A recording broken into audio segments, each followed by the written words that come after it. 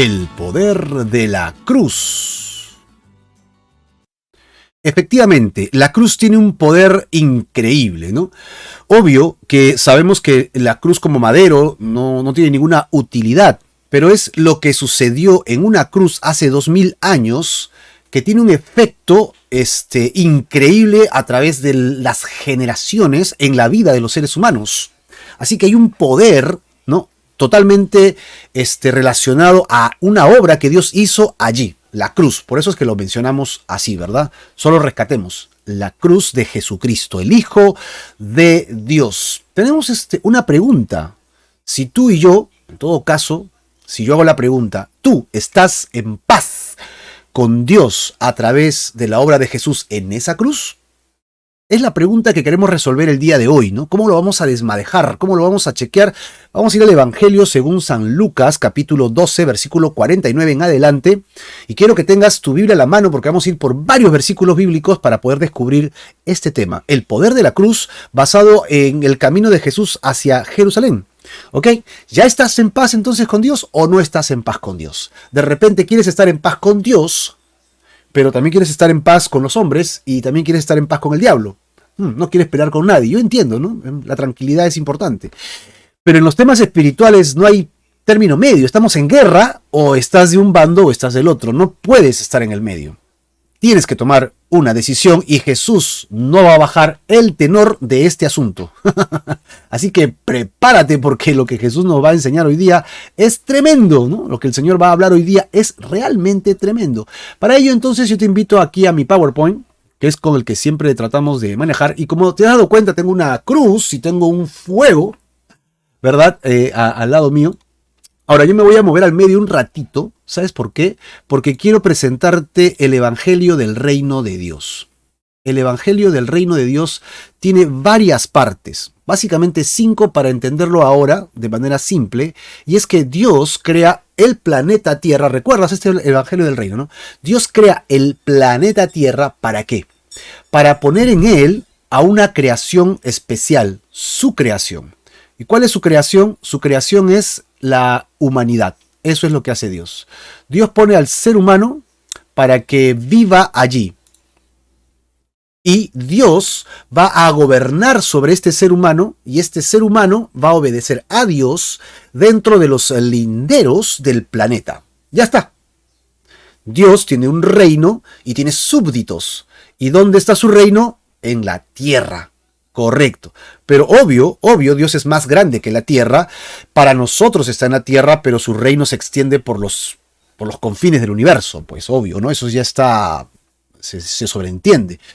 Lo que sucede es que dentro de este lindero creado por Dios para que Dios gobierne con una creación hecha a su imagen y semejanza, que es algo especial, Dios creó al hombre a su imagen y semejanza para este fin, pero el hombre, ¿qué hizo?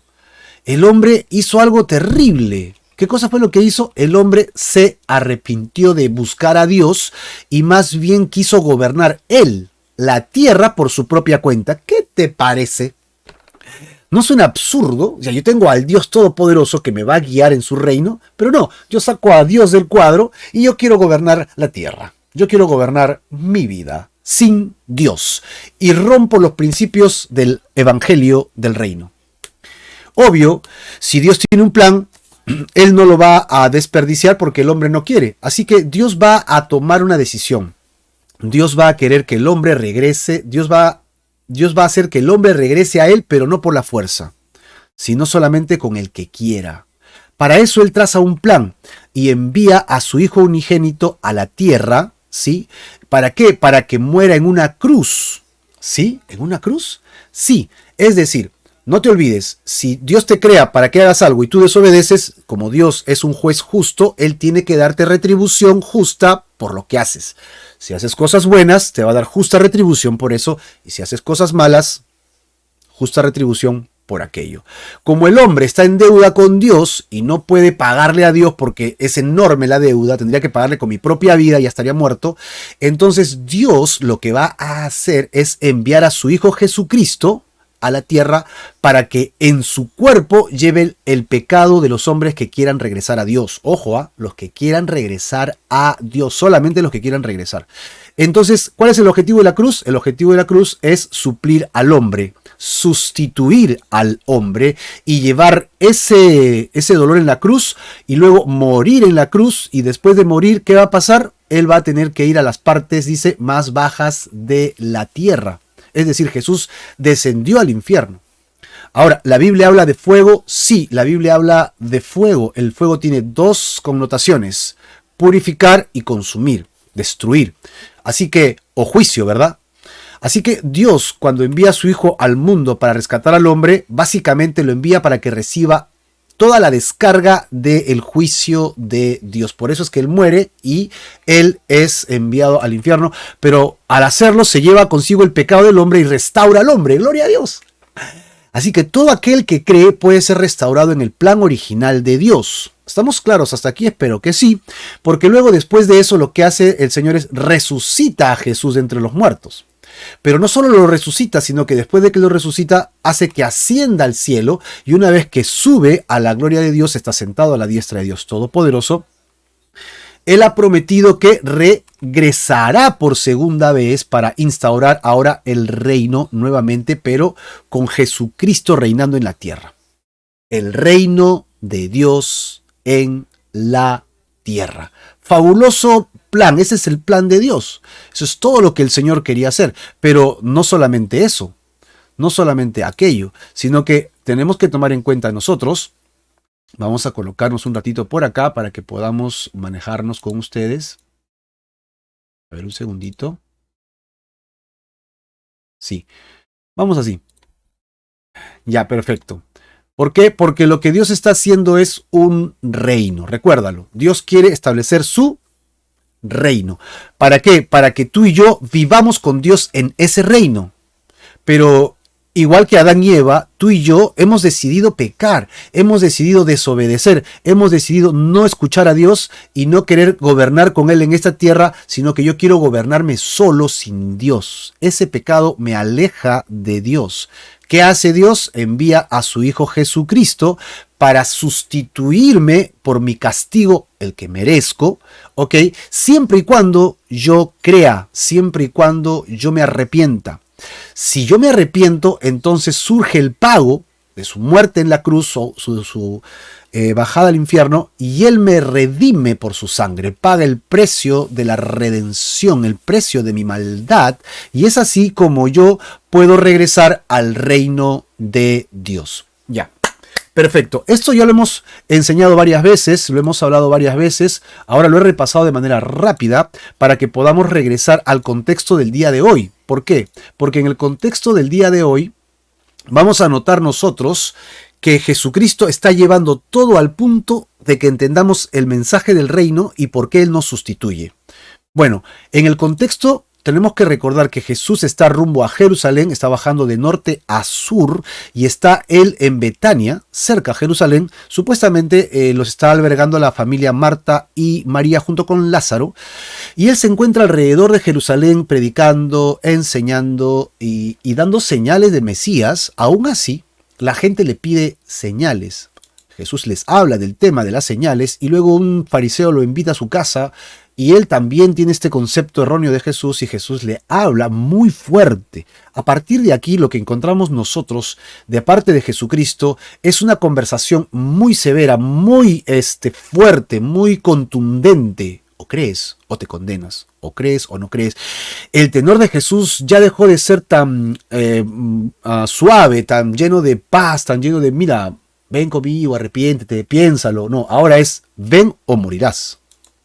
Ok, y él confronta la hipocresía de los fariseos, ok, y a su vez toma los momentos adecuados que está enseñando para decirles cómo vencer la avaricia y el afán, porque realmente el verdadero concepto de un ser humano debería ser pensar en el reino de Dios y su justicia y no en las cosas tangibles que tenemos en la tierra. Estas cosas que sí necesitamos, pero que no son eternas, nos distraen de lo más importante que es Dios. Así que Jesús está colocando todo dentro del tablero, ¿no? Dentro de la pizarra y dice, eso es más importante, eso es menos importante. Y está redefiniendo los conceptos de las personas que están escuchando a Jesús. Entonces, en el estudio anterior, vimos que Jesús les renueva el concepto en sus mentes acerca del hecho de valorar que Cristo ya viene a reinar y que tienen que estar preparados para ello. Y para eso dio un par de parábolas, las cuales estudiamos la semana pasada, y habla de siervos que están esperando la venida de su Señor y que están atentos y serán premiados. Y habla también de otros siervos que no estaban esperando y que evidentemente serán castigados. Por ello, el centro de ese texto estaba en Lucas 12:40, cuando decía, estén preparados también ustedes, ¿no? Porque a la hora que no piensan, el Hijo del Hombre vendrá. Jesucristo va a regresar de todas maneras. Cuando Él regrese, vendrá a reinar. Y yo quiero reinar con Él en esta tierra, como lo vimos en nuestro pequeño resumen el día de hoy. Bueno, entonces llegamos al tema de hoy, ¿no? Llegamos al tema de hoy. Jesús les está diciendo, ustedes tienen que priorizar, yo soy más importante, y ustedes tienen que entender que yo voy a regresar para reinar en este mundo, y ustedes tienen que tomar una decisión. Esto me va a costar a mí la vida para poder restituirlos a ustedes en mi reino. Así que yo no les voy a pedir menos que el sacrificio, menos que la radicalidad. Tú no puedes venir a mí a media tinta. O me sigues o no me sigues. Pero no digas, sí, creo en ti, pero luego haces lo que te da la gana. Yo quiero que tú me sigas de todo corazón. Wow, Jesús realmente está pidiendo este concepto de todo corazón. Ahora, vamos a ir paso a paso. Ok, vamos paso a paso. Lo primero que encontramos nosotros es el contexto de esta historia. Jesús se encuentra siempre con sus discípulos delante de la multitud, pero cerca a Jerusalén, y eso significa que hay judíos que han venido a la fiesta, pero también hay sacerdotes, fariseos, saduceos, que están atacando a Jesús. Jesús por algunos momentos habla a sus discípulos y luego levanta la mirada y habla en pleno. Y luego se dirige a los fariseos y luego habla a sus discípulos. Y en estas ideas, en diferentes locaciones, tenemos a Jesús predicando. Así que vamos a la primera sección, que sería Cristo vino y causa división. Que es justamente como empieza Jesús acá. La obra de la cruz es un mensaje que tienes que saber que es radical. Veamos cómo lo dice Jesús en sus palabras. Dice el versículo 49, ¿no? Fuego vine a echar en la tierra. ¿Y qué quiero si ya se ha encendido? Wow, fuego vine a echar en la tierra. El fuego del que habla Jesucristo, con toda probabilidad, es el juicio de Dios. Recordemos que el fuego tiene la intención de purificación, pero también el fuego tiene la intención de juicio. Purificación por su propia naturaleza. Tú enciendes fuego al oro, el oro le quemas las impurezas, ¿no? Metes la canastilla adecuada, ¿ok? El crisol, y entonces sacas oro refinado. Así que el fuego tiene la idea de purificar, pero el fuego también tiene la idea de consumir. Y de allí que está la otra acepción, que es juicio. Si tú estás lleno de pecado, no tienes nada bueno, cuando pases por el fuego, ¿qué quedará? Exacto, no queda nada. Por lo tanto, es allí donde se aplica que el fuego es juicio. Ahora, dice la Biblia que Dios es fuego consumidor. ¿Te has puesto a pensar si tienes si pudieras de alguna manera acercarte al sol, qué pasaría contigo? Todos sabemos lo catastrófico que sería que alguien pudiera acercarse al sol. No podría existir porque el sol, su naturaleza es fuego incandescente. De la misma manera, tú llevas ese plano a el tema divino. Y Dios es santo, puro, es nada. O sea, Él es totalmente limpio de pecado. Es como fuego.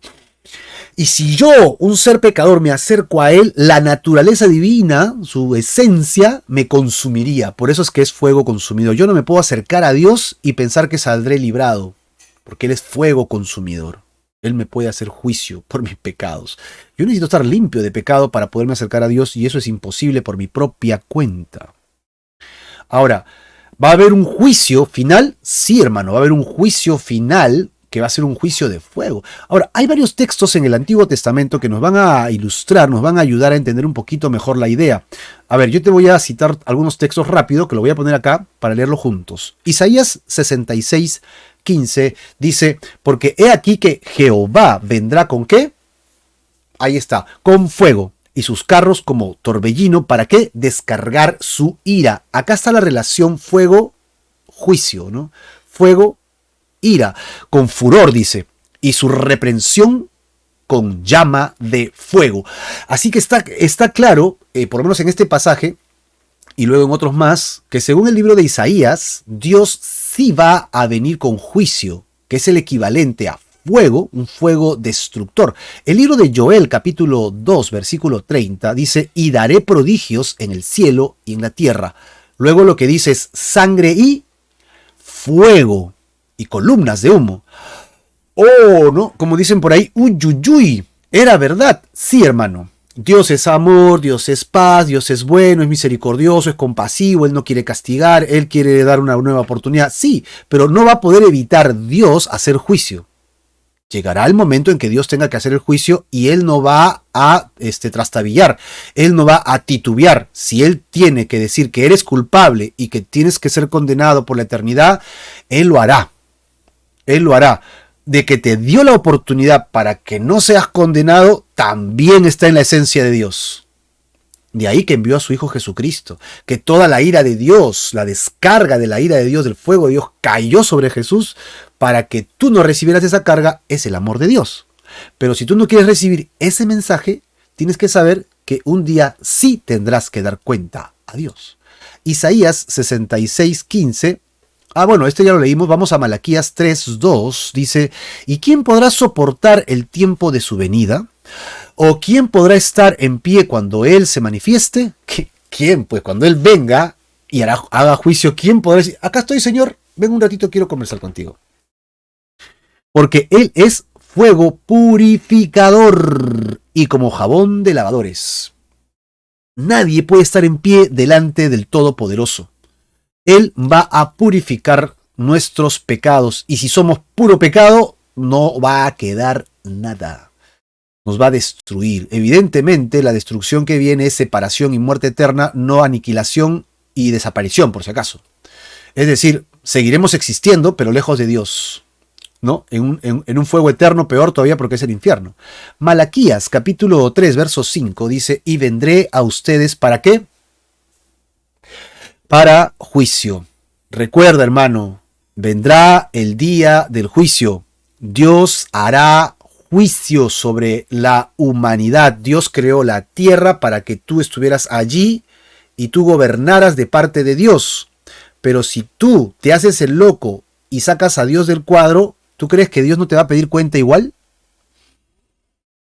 Te cuento, Dios va a regresar y te va a buscar y te va a pedir cuentas. Hayas creído o no hayas creído, Él te va a pedir cuentas. Sí. Y continúo leyendo el versículo 5. Y seré pronto testigo contra los hechiceros, adúlteros, contra los que juran mentira y los que defraudan en su salario al jornalero, a la viuda, al huérfano y a los que hacen injusticia al extranjero, no teniendo temor de mí, dice Jehová de los ejércitos. Así que, bueno, yo creo que es bastante claro. Dios sí va a hacer juicio, aunque Dios es amoroso, no quita para nada su labor de magistral, su labor de juez. Él es un juez justo. Recuerda, Dios es amor, pero es justo. Dios es perdonador, pero también hace juicio. No puedes separarlos. No puedes decir, es que Dios es bueno y no envía al infierno a nadie. O sea, Dios es bueno y no castiga a nadie. No es del todo cierto. O sea, Dios sí es bueno y no quiere castigar. Eso sí es verdad. Pero de que si estás pecando flagrantemente delante de Él y crees que vas a escapar de su ira, no, hermano. Vas a pagar y tienes que pagar. Porque eso es como Dios lo ha determinado. Este es su planeta. Tú eres su creación. Yo soy su creación. Tendremos que dar cuentas. Segunda de Tesalonicenses, capítulo 1, versos 7 al 8 dice, y a ustedes, eso es a la iglesia, ¿ya? Que sois atribulados, daros reposo con nosotros cuando se manifieste. ¿Quién? Ahí está, el Señor Jesús desde el cielo con los ángeles de poder. Es el retorno de Jesucristo. ¿Cómo vendrá? Versículo 8, en llama de fuego, dice acá, para dar retribución a los que no conocieron a Dios. Los que no conocen a Dios son los que no quieren escuchar este mensaje. Los que no quieren escuchar el mensaje de arrepentimiento y quieren vivir su reino sacando a Dios del cuadro. Sea que lo nieguen, sean que digan que no existe, sean que pongan los 1000 pretextos que ponen. Si Dios es bueno, ¿por qué permite esto y el otro? O sea, pon todos los pretextos que quieras. Si no quieres conocer a Dios, este mensaje del versículo 8 es para ti. En llama de fuego para retribución, te va a dar tu justa retribución a los que no conocieron a Dios ni obedecen al Evangelio de nuestro Señor Jesucristo. Yo ruego desde aquí para que todos los que estamos conectados hoy día estemos sujetos al Evangelio de Dios, conociendo el Evangelio de Dios. Esto tiene que ver con el juicio de Dios, con el tema de purificación. Lo podríamos encontrar en Corintios. Primera de Corintios 3:12 dice: y si sobre este fundamento alguno edificare oro, plata, piedras preciosas, madera, heno, hojarasca, la obra de cada uno se hará manifiesta, porque el día la declarará. Pues el fuego, y ahí está la palabra, el fuego, será revelada, y la obra de cada uno, la cual el fuego la probará, otra vez fuego la probará, si permaneciere la obra de alguno que sobreedificó, recibirá recompensa. Así que ya tienes la idea de fuego, ¿verdad? En las dos secciones que hemos visto con lo que es el tema de fuego, hemos podido entender que el fuego purifica, pero también consume. Por lo tanto, si eres puro pecado, lo que va a suceder es que te va a consumir, te va a destruir, pero obviamente hablando de manera espiritual te consume lejos de Dios. Por la eternidad te vas a consumir en el infierno, obviamente, ¿no? Pero si tú eres creyente, entonces vas a calificar como lo ha dicho Corintios. Es otro tipo de proceso del fuego, es purificación y premiación. En ambos casos hay evaluación, fuego y retribución. Si tú no quieres creer, serás pasado por fuego, por el juicio de Dios, que es severo, y entonces serás retribuido. ¿Con qué? Con castigo. Si tú vienes a Cristo arrepentido, entonces serás juzgado por tus obras, por tu corazón, por tu pecado, y entonces pagarás justa retribución por tu maldad. Pero ¿a quién le cae todo? A Jesús. En la cruz. Jesús recibe tu carga, tu pecado, y entonces eres libre. Y entonces, ¿qué recibes ahora? La otra parte. Y a ver, todo lo bueno que hiciste, entonces serás calificado ahí para ser retribuido o bendecido. Por eso que lo que leímos en Corintios suena diferente a los otros pasajes de Isaías, de Joel, ¿no? De Malaquías. ¿Por qué? Porque por un lado no hay Cristo de por medio. Solamente hay pecado frente al juicio. Por lo tanto, hay destrucción eterna, ¿no? Condenación eterna. Mientras que en Corintios, que es a la iglesia, Jesucristo ya se puso en medio y la ira de Dios cayó sobre él, por lo tanto yo soy limpiado, absuelto de mi carga y recibo más bien premio por lo que me esforcé en hacer correcto. Entonces de ahí que tiene sentido que si yo fundamento mi vida sobre este concepto que acabamos de decir, es Jesucristo es mi sustituto, y yo fundo mi vida sobre Jesucristo, y entonces dice Corintios, edifico oro, plata, piedras preciosas. Entonces cuando venga el fuego, sacará el pecado por medio de Jesucristo y me quedará el oro, la plata, las piedras preciosas, y eso permanecerá, y esa será mi retribución. Y no estamos hablando de cosas monetarias, sino estamos hablando de que eso no perece tan fácil delante del fuego. Permanece, se purifica. Así que esa obra es la que nos quedará. Buenas obras, sí. Buenas obras, dice el libro de Efesios, que Dios preparó de antemano para que anduviésemos por ellas. Esas buenas obras después de Cristo serán premiadas. O sea, solo por hacer lo correcto soy premiado. Imagínate, Dios se pasa, ¿no? Dios me debería castigar. No me castiga, allá por último, pero encima me premia. Eso es increíble. Ahora, cuando Jesús dice en el versículo 49 que leímos, fuego vine a echar en la tierra, ¿y qué quiero si ya es echado? Está pensando nada más ni nada menos en esto, en su pasión, su muerte, que ya se aproxima. Él está cerca de Jerusalén y está por ser sacrificado, y Él ha venido justamente para eso. Se da cuenta que sus sufrimientos van a ser intensos, así que no es de sorprender que Él haya dicho: y cómo quisiera que ya pase de una vez. Estoy tan cerca a mi sacrificio que no falta nada, que ya de una vez que suceda. Ansiedad, ¿no? Además, sabe que si Él no muere en esa cruz, nadie será salvo, nadie será rescatado. Todos estamos condenados sin Cristo Jesús. Sin Cristo Jesús solamente nos espera la muerte eterna. Y con eso en mente, entonces entramos al versículo siguiente, el versículo 50. Correcto, cuando vemos el costo de la cruz. Y este costo es un costo radical. Ten en cuenta la palabra radical, porque Jesús está siendo radical Él mismo, consigo mismo, y es lo que nos va a pedir a nosotros, que seamos tan radical como Él es. Si Él nos ama radicalmente, Él quiere que yo lo ame radicalmente, exacto. Y si Él se entrega total y radicalmente, ¿qué crees que espera de ti, de mí? Entrega radical y total. Versículo 50. De un bautismo tengo que ser bautizado. ¿Y cómo me angustio hasta que se cumpla? De un bautismo tengo que ser bautizado. Las palabras bautismo y ser bautizados obviamente es una figura acá. Porque si ya tú bien lo sabes, Jesucristo fue bautizado ¿cuándo? Pues cuando lo vimos en los primeros capítulos con Juan el Bautista.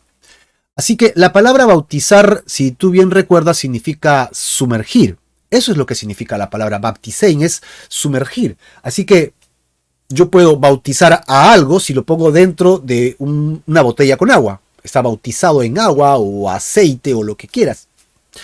Esa idea la traes y la aplicas justamente a este concepto. Jesús, cuando estuvo confrontado con sus discípulos, algunos le decían: Señor, queremos que sentarnos a tu derecha, a tu izquierda, ¿te acuerdas? Y le dijo: bueno, yo no sé si se sentarán a mi derecha o a mi izquierda, pero del agua que han de beber, yo beberé, y del bautismo con el que seré bautizado, serán bautizados. ¿A qué se refería? El bautismo en este caso se refiere a estar inmersos de algo, envueltos de algo. Así que de lo que está hablando Jesús es de angustia, porque el versículo lo dice. Estoy sacando la idea de este versículo. Dice: y cómo me angustio. Relaciona la palabra bautismo con angustia y tienes la idea de lo que Jesús nos viene diciendo. Voy a ser sumergido en agonía. Voy a ser sumergido en el mar de la horrible angustia y del dolor. ¿Cómo me angustio hasta que se cumpla? En Isaías capítulo 21, verso 4, cuando se habla de que caerá Babilonia, dice: se pasmó mi corazón, el horror me ha intimidado, la noche de mi deseo se me volvió espanto. Jesús es como si estuviera citando al profeta, hablando del horror que se le va a acercar y que va a estar envuelto y rodeado y que no lo va a poder evitar. Esta misma idea lo encontramos en los Salmos. En el Salmo 42, verso 7, ¿recuerdas por qué te abates, oh alma mía? Ese salmo, el Salmo 42, 7, dice: un abismo llama a otro abismo. ¿Ok? Y encima tus cascadas, todas tus ondas y tus olas han pasado sobre mí. Otra vez, la idea de un sufrimiento que lo aplasta, aplastante, angustiante. Otro salmo es el Salmo 124:4. Entonces dice: nos habrían inundado las aguas sobre nuestra alma y hubiera yo pasado el torrente. Es decir, nos habrían inundado las aguas. Estoy acá y el agua viene y me llena, me inunda y me ahogo. Y siento todo el peso del agua, siento todo el peso de la descarga y siento que no puedo salir de esta angustia. Jesús no se está quejando. Jesús no está diciendo: y por su culpa yo voy a ser aquí el que va a sufrir. Sino, Él está diciendo: ya me toca, y ya quiero que suceda de una vez. Jesús sabía lo que Él estaba esperando en la tierra. Jesús vino con el fin de tomarse sobre sí la carga de la ira de Dios, que resulta del pecado, ¿no?, de todos nosotros, y el sufrimiento y la agonía del infierno que deberíamos recibir nosotros cuando Él vaya justamente al Calvario, en tu lugar y en mi lugar. De eso habla cuando él habla de bautismo, ¿no? Seré bautizado. Pero cuando ahora reflexiona sobre la agonía, dice, cuán abrumado estoy, cómo no sucede de una vez.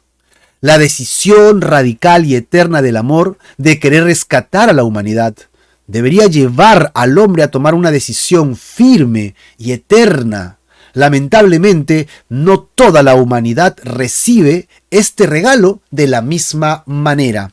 Yo estoy tratando de entender esto y cuando lo reflexiono estoy así, que ¿cómo Dios me puede amar tanto? O sea, ¿cómo Jesús puede haber hecho esto por mí? Y entonces yo me trato de humillar a Dios, Señor, por favor, ten misericordia de mí y ayúdame a creer esto y a vivir por esto. Eso es el Evangelio, ¿ok?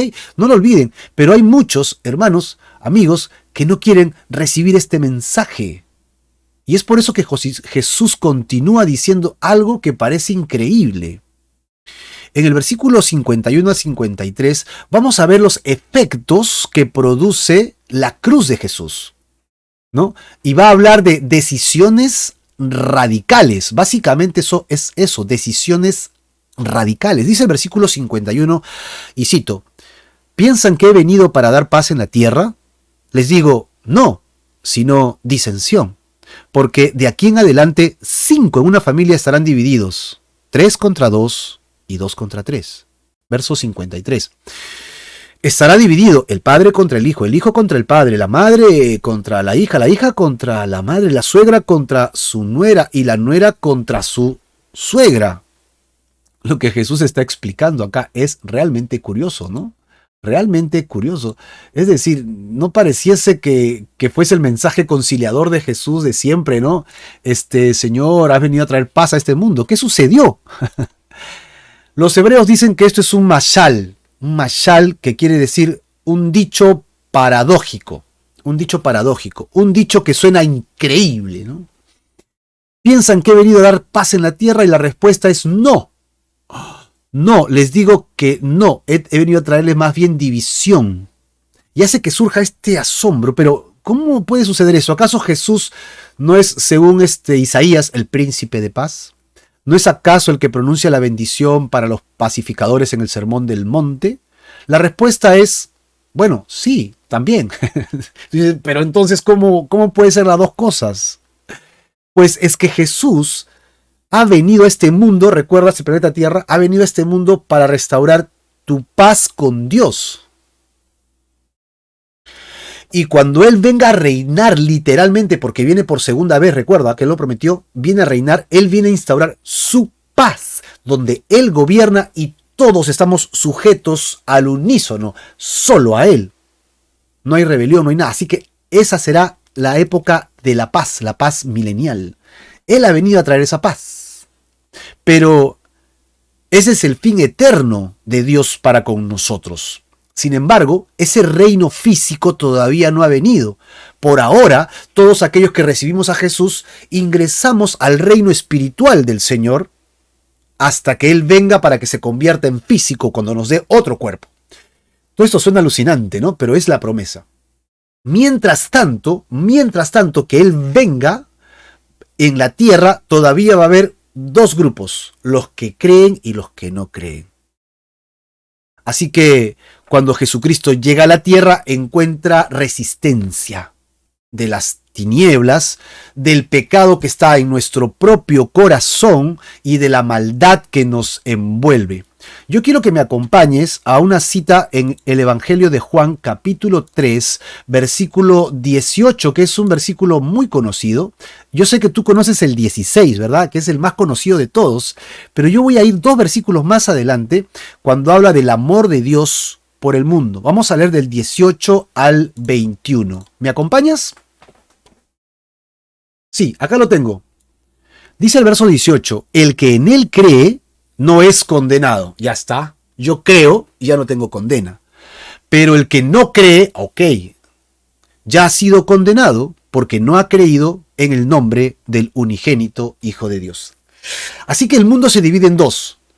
De parte del cielo, Dios mira la tierra y ve los que creen y los que no creen. El que cree en Jesucristo como sustituto ya no es condenado, tiene vida eterna. Y el que no quiere creer ya se condenó. Versículo 19. ¿Cuál es la condenación? Esta es la condenación, que la luz vino al mundo. Jesús, el Hijo de Dios, vino al mundo. ¿Y qué hicieron los hombres? Mira lo que hicieron los hombres. Dios vino a alumbrarnos, sin embargo los hombres amaron más las tinieblas que la luz. Lo voy a hacer un poquito más grande para que lo veas mejor de repente, ¿no? Aquí está. Versículo 19. La condenación está en que tú amas el pecado. Esa es la condenación según el Evangelio de Juan. Tú decides abrazar el pecado y no soltarlo. Tú dices, no, yo no quiero ir a Dios porque tengo que renunciar a... Eso es amar las tinieblas más que a la luz. Y entonces dice el versículo, los hombres amaron más las tinieblas que la luz porque sus obras eran malas. No quieres regresar a Dios. Porque todo aquel que hace lo malo, entonces, ¿qué hace? Es antagónico pues a la luz. Yo me escondo en las tinieblas para que la luz no me alumbre mi pecado, ¿no? Porque todo aquel que hace lo malo aborrece la luz y no viene a la luz, ¿para qué? Para que sus obras no sean reprendidas. Tú no me vas a decir a mí nada, ¿no? Yo hago lo que yo creo que es correcto. A mí nadie me dice nada. Esas frases que son muy típicas, que son muy nuestras de los seres humanos, es este versículo 20. Mas el que practica la verdad viene a la luz, aun a pesar de sus errores, a pesar de sus falacias, a pesar de todavía sus tentaciones, practica la verdad, ¿no? Ejercita la verdad, ¿no? Se esfuerza por decir la verdad. Entonces, ¿qué hace? Viene a la luz. ¿Para qué? Para que sus obras sean manifiestas, ¿no? Y que Dios las vea. Señor, acá estoy, defectuoso, pero acá estoy. Con errores, pero acá estoy, Señor. Eso es. Así que este texto es sumamente interesantísimo, nos da muchas luces, ¿no? Así que debes saber que si quieres caminar con Jesús, habrá muchos que dejarán de caminar contigo. Porque quieren andar en las tinieblas, pues. Y tú te conviertes en alguien peligroso, porque tú eres alguien que los va a acusar. Porque tú estás en la luz, él está en tinieblas, te acercas y, aunque no quieras, lo vas a alumbrar. Es decir, hermano, deja de sacarle la vuelta a tu mujer, no hagas eso. Él quiere sacarle la vuelta a su mujer. Entonces, cuando tú le dices, eres un fastidio. Hermano, deja de robarle al jefe. Tu jefe te trata bien y encima le robas. Entonces no quiere que le hables porque él quiere robarle al jefe. Él saca provecho de eso. Y así nos convertimos inevitablemente en causa de separación. Inevitablemente Jesús causa una grieta en las relaciones. Y esto es debido a que el mensaje es radical. Ese es el mensaje. Radical.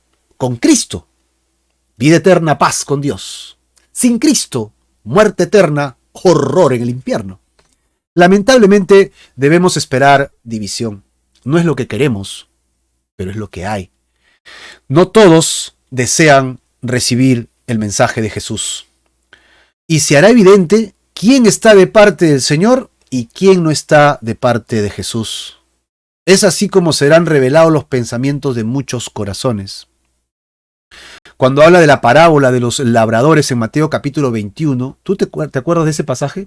Mejor lo buscamos y lo leemos juntos porque esos pasajes son importantes. Mateo capítulo 21, toma nota. Mateo 21, 42. Si me das un segundo, te ayudo aquí para leerlo juntos. Mateo 21, versículo 42 al 44. ¿Estamos? Perfecto, vamos para allá. Sí, Mateo 22, 42 dice, Jesús le dijo, ¿nunca leíste en las Escrituras la piedra que desecharon los edificadores ha venido a ser cabeza del ángulo? Y el Señor ha hecho esto, y es cosa maravillosa a nuestros ojos. Por tanto os digo que el reino de Dios será quitado de ustedes y será dado a gente que produzca los frutos de él. Y el que creyere sobre esta piedra será cayere, y sobre quien ella cayere la desmenuzará. La desmenuzará. Si te das cuenta, el ejercicio de creer o no en Jesús va a provocar una ruptura ¿Qué es lo que está diciendo? La piedra que los edificadores desecharon era una historia muy común en la construcción del templo, y no podían construir el templo porque faltaba la piedra principal que amarraba todas y la habían dejado afuera. Así que es lo que están haciendo los judíos ahora. Los judíos están viendo a Jesús y el que salva lo están dejando afuera.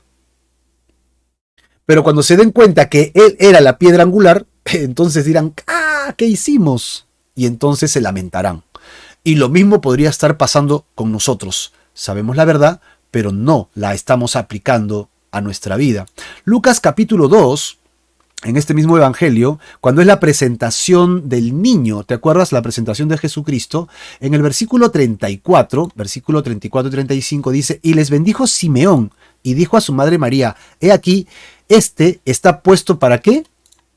Para caída y para el levantamiento de Israel, y para señal que será contradicha. ¡Wow! Está más claro, cantadísimo, ¿no? Versículo 35. Y una espada traspasará tu misma alma, le dice a María, para que sean revelados los pensamientos de muchos corazones, ¿no? De muchos corazones.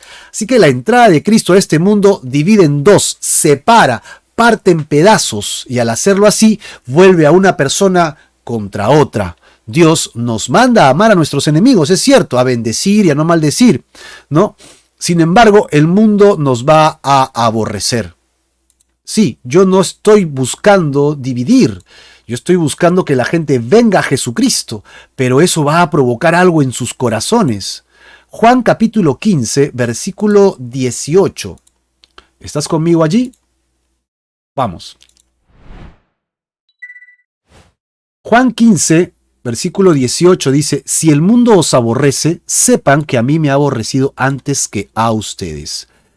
Si fuereis del mundo, entonces ¿qué pasaría? El mundo te amaría, pues. Pero porque no soy del mundo, antes yo los elegí del mundo, por eso el mundo los aborrece. ¿Por qué me aborrece? Porque para el mundo soy un traidor. Verso 20. Acuérdense de la palabra que yo les he dicho. El siervo no es mayor que su señor. Si a mí, dice Jesús, me han perseguido, bueno, ¿qué esperas, no? También a ustedes los van a perseguir. Si han guardado mi palabra, también guardarán la de ustedes. Versículo 21. Mas todo esto os harán por causa de mi nombre, porque no conocen al que me ha enviado. Obviamente está hablando del Padre. Verso 22. Si yo hubiera venido, ni les hubiera hablado, no tendrían pecado, pero ahora no tienen excusa por su pecado. El que me aborrece a mí, también aborrece a mi Padre. El que me aborrece a mí, también a mi Padre aborrece. ¡Wow! ¿Mi cristianismo está incomodando a la gente o no? Yo no estoy buscando incomodar, pero mi cristianismo debería fastidiarle a algunas personas. Este santito, pues, que se cree, ¿no? Algo así. Ahí está, pues, ahí está, nos dice que es el cristianito. Pero si tu respuesta es no, le caes bien a todo el mundo, yo creo que deberías analizar un poco si realmente estás haciendo lo que Jesucristo dice que tienes que hacer, alumbrar al mundo. Porque si estás alumbrando, el mundo te debería rechazar, porque estás yendo en contra de sus principios. Qué loco, ¿no? A nadie le gusta ser rechazado, pero el cristianismo radical provoca rechazo, pues. El mundo te va a querer chantajear con su amistad, pero debes decidir amistad con el mundo o amistad con Dios. Es por esto que la gente que rodea a Jesús debió notar quién era Jesús y debió tomar una decisión, ¿no? Ellos deberían haber visto a Jesús en el día a día y decir, pero el Antiguo Testamento o el Tanaj dice que el Mesías hará esto y Jesús lo hace. Y la ley dice esto y el Mesías y Jesús lo hace. Conclusión, Jesús es el Mesías. Pero no, ellos no querían eso. Así que, ¿qué es lo primero que hemos aprendido el día de hoy?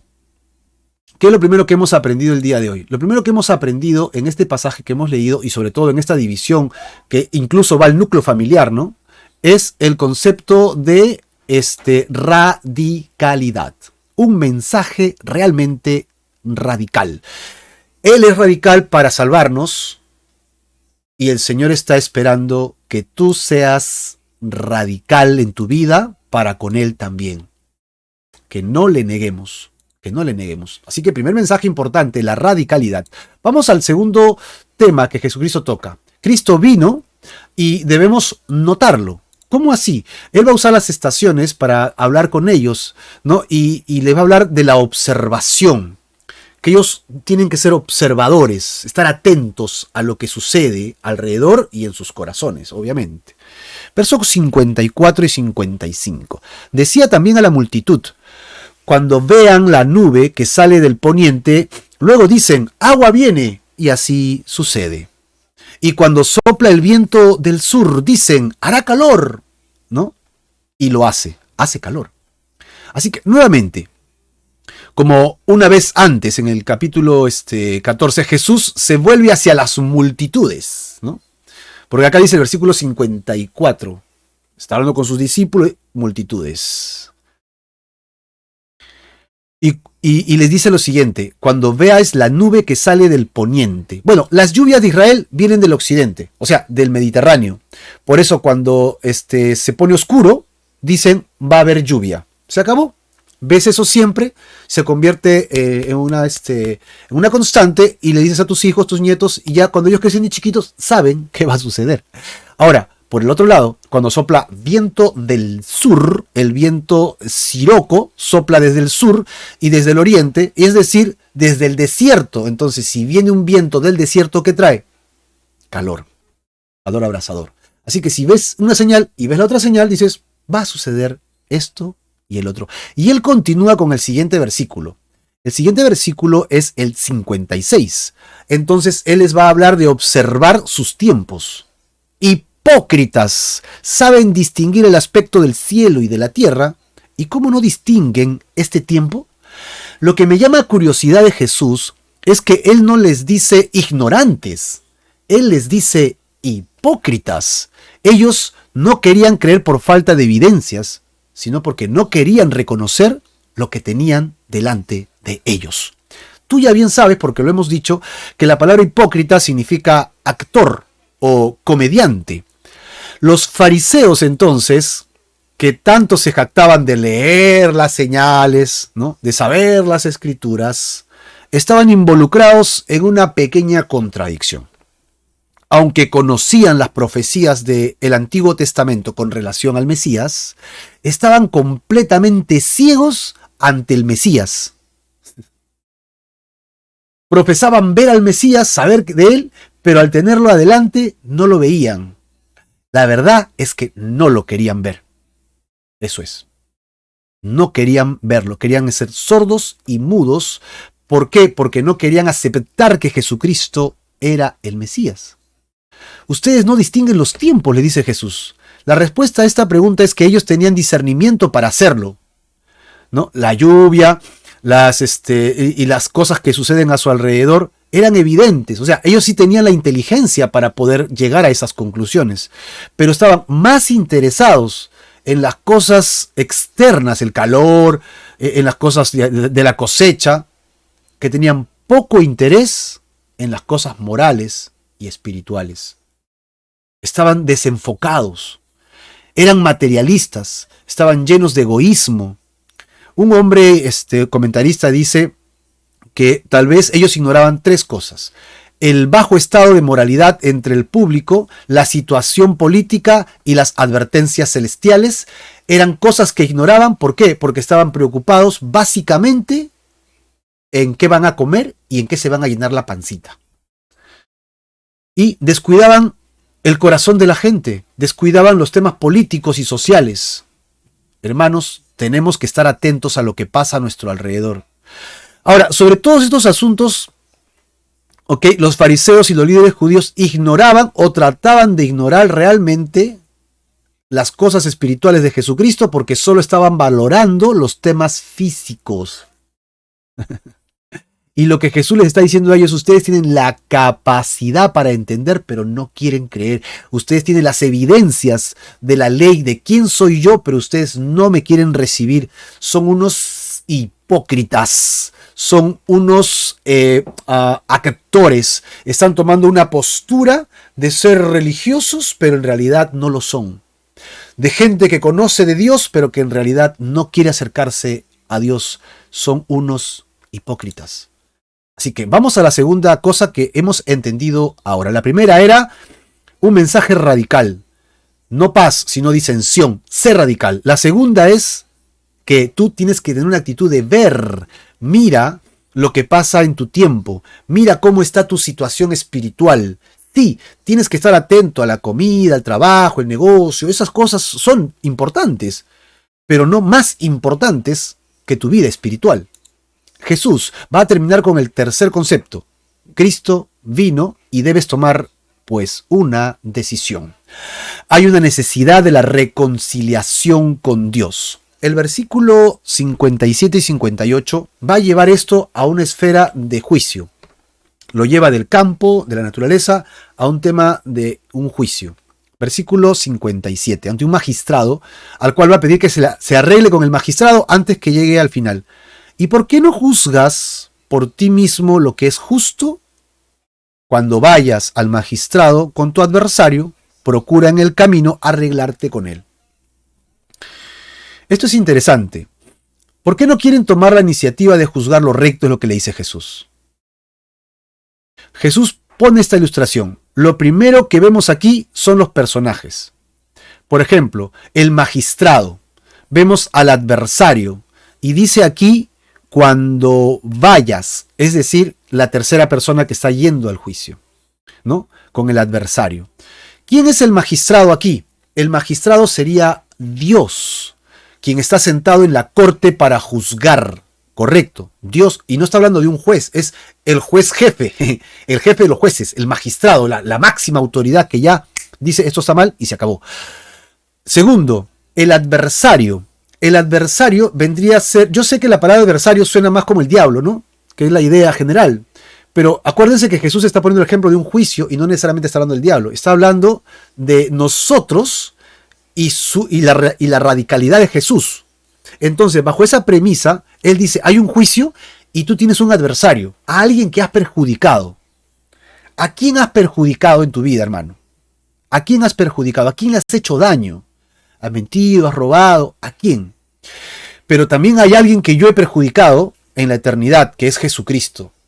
Porque dice que Él muere en la cruz por mis pecados.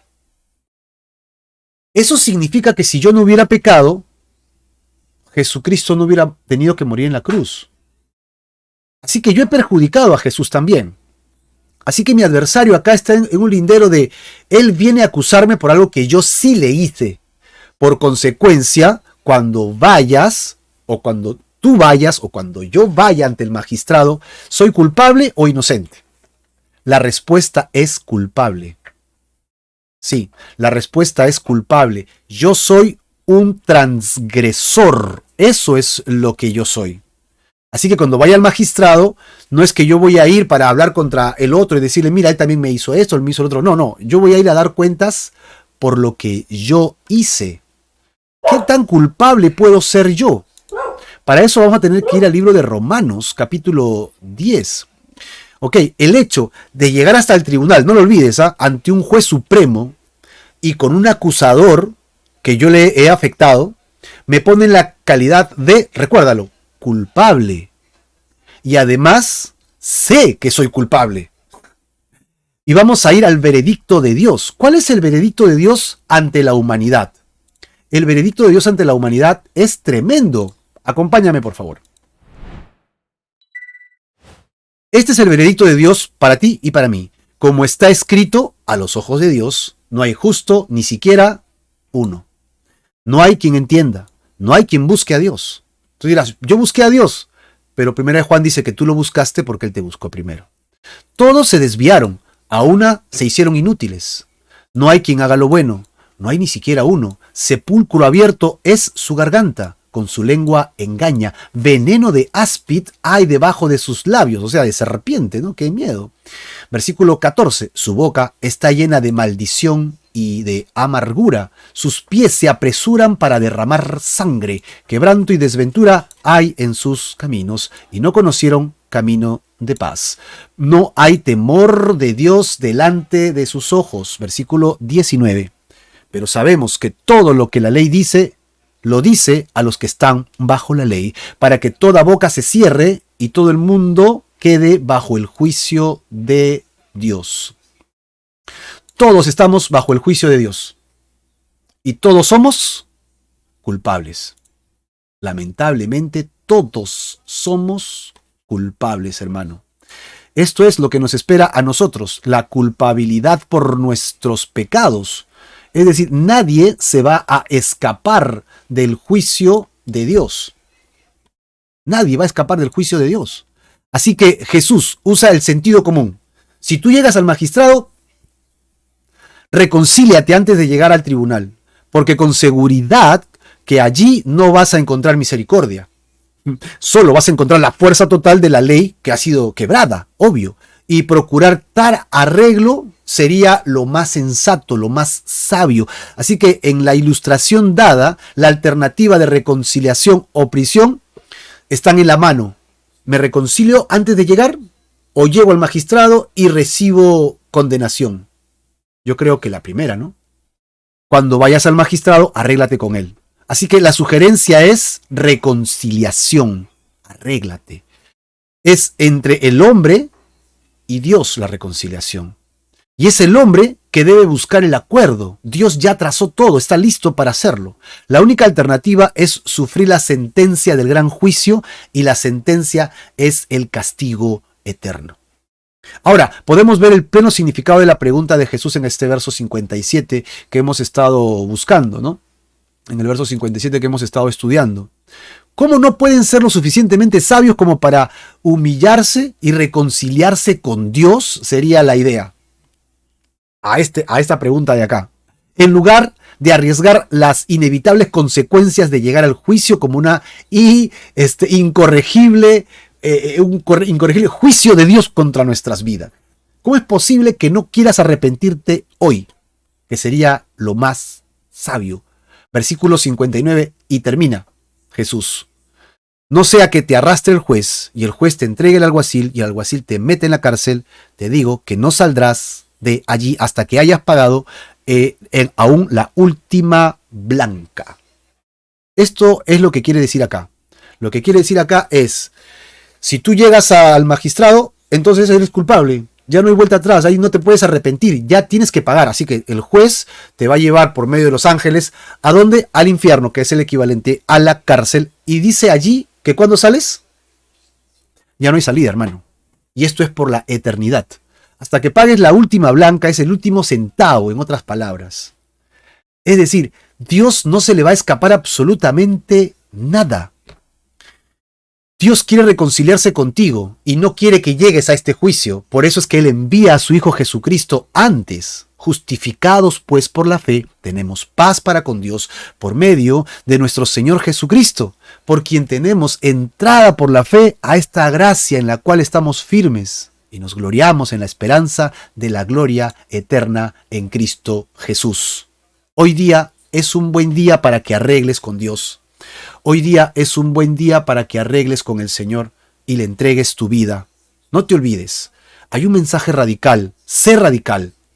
Observa tu corazón, tu vida espiritual, cómo estás, y te darás cuenta que hoy día tienes que arreglártelas con Dios, ¿no? Tienes que venir a Él antes del juicio final y haz una conciliación y Él está dispuesto a conciliar contigo. Él está dispuesto a reiniciar una relación contigo de paz y de bendición. ¿Quieres hacerlo? Entrégale tu vida hoy día al Señor Jesucristo a través de la fe y el arrepentimiento y el Señor te recibirá. Es el corazón de Dios que tú vengas a Él hoy día. Dios te bendiga y te guarde y nos estamos viendo en nuestros próximos estudios.